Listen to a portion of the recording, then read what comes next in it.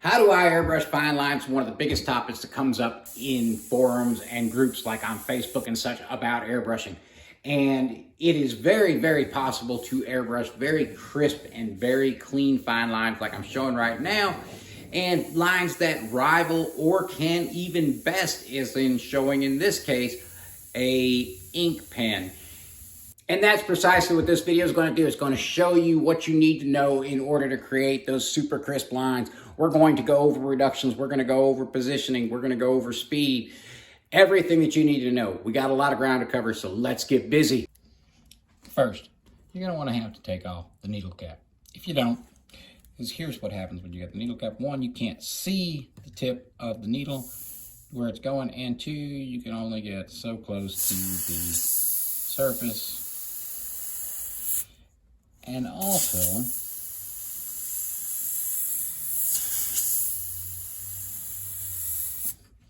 as air is flowing out of there, some of that air is being forced back around and not free flowing out. So it tends to create a little bit of turbulence. And no question about it, I can get much finer without that in its place. Taking the needle cap off without doing any other changes.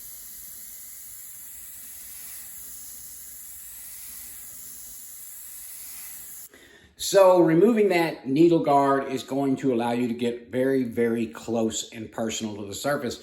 And it's also going to allow you to be able to sight the actual needle, which is very helpful so you can see exactly where you are placing the pigments. But since the needle is now exposed, you're going to want to know how to protect that needle from damage, because just like in real life, if you do not use protection when you're up close and personal, you may have unintended consequences. Okay, to protect my needle, let's give you a top down so you can kind of see what it does. When I come in for really, really close detail, see what I'm doing with my hand? I'm preventing that, and I've got my hand up here. See, my hand will hit.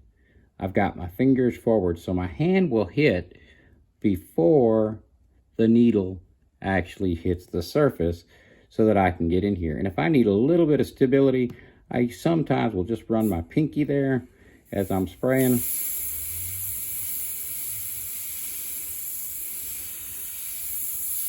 But generally, I just keep my finger hovered over it, and I can tell when my finger starts to touch that surface.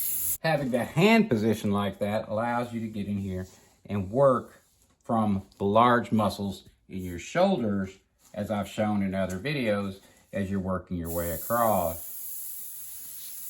Okay, so this hand position allows me to get in really, really close and be able to work on the surface, and I'll be able to work slow. If you're working fast,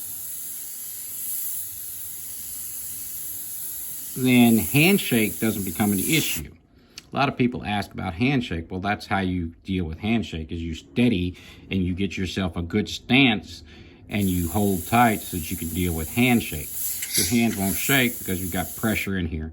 Now what I can do is use my left hand to do my movement on my airbrush for those minute movements.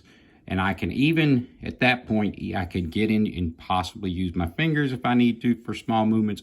Or in a rare case that I would be possibly using my wrist, but most likely I'll still work with my larger muscles. And then you can get in here and do really super, super, super tiny positionings.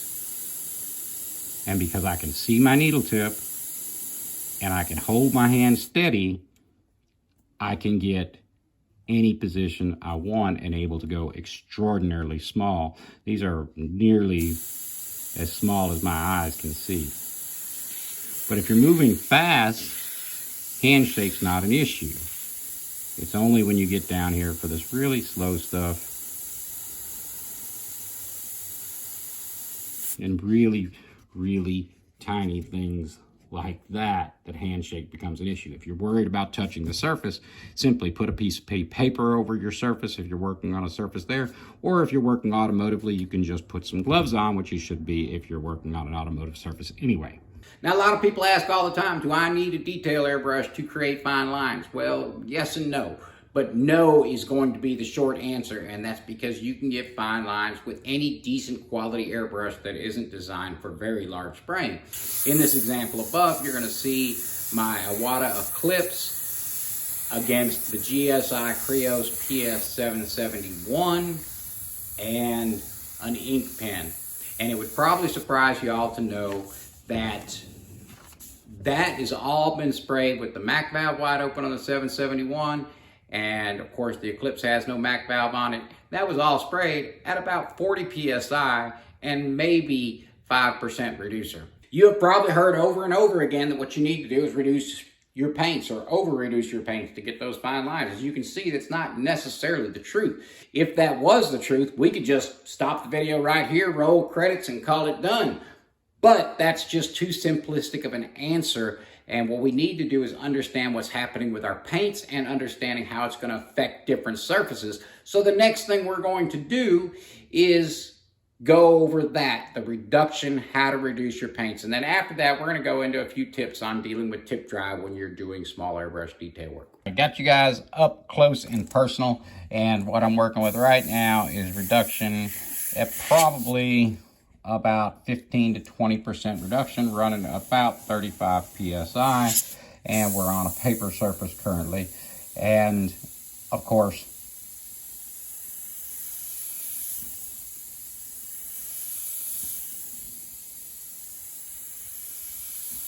I can get pretty fine lines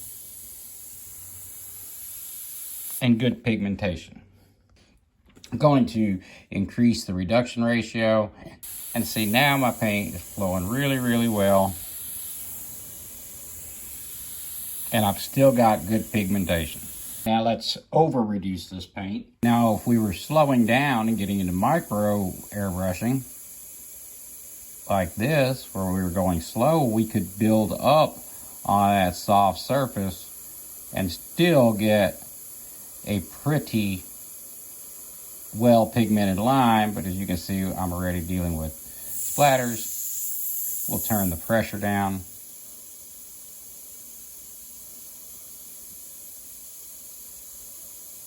While I can get ridiculously small lines, I can't get the coverage I want unless I coat that multiple times, in which case at that point I lose that super crisp fine line edge. Now coming back over to a hard surface with that same mix, and if I'm really, really gentle, I can work on that surface, but it amplifies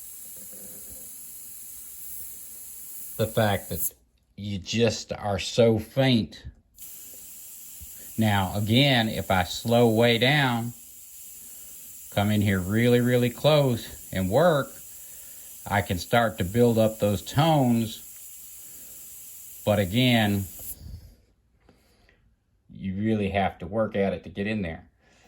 Now on the same hard surface, I am pulling about a 10% reduction ratio and bringing my pressure back up again.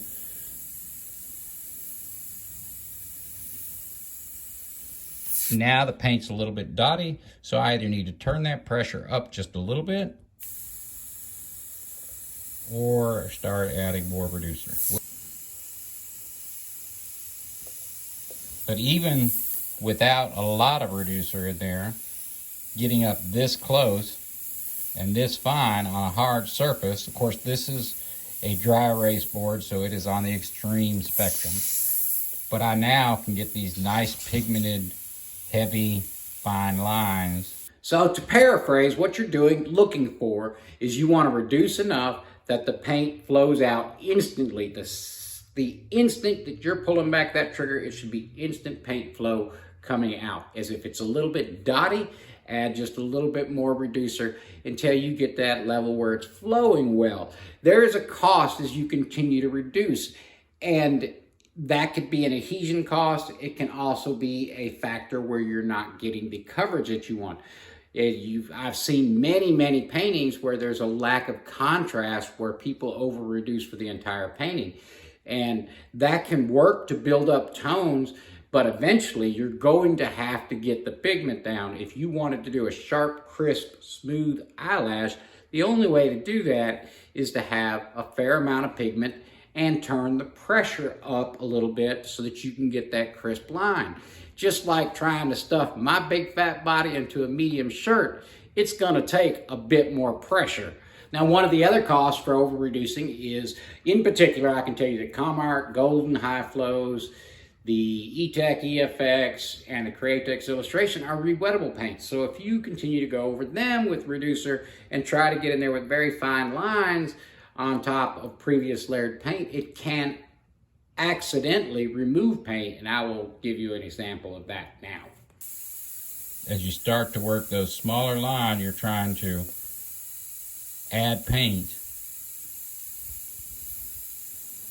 See how it can start removing paint unintentionally.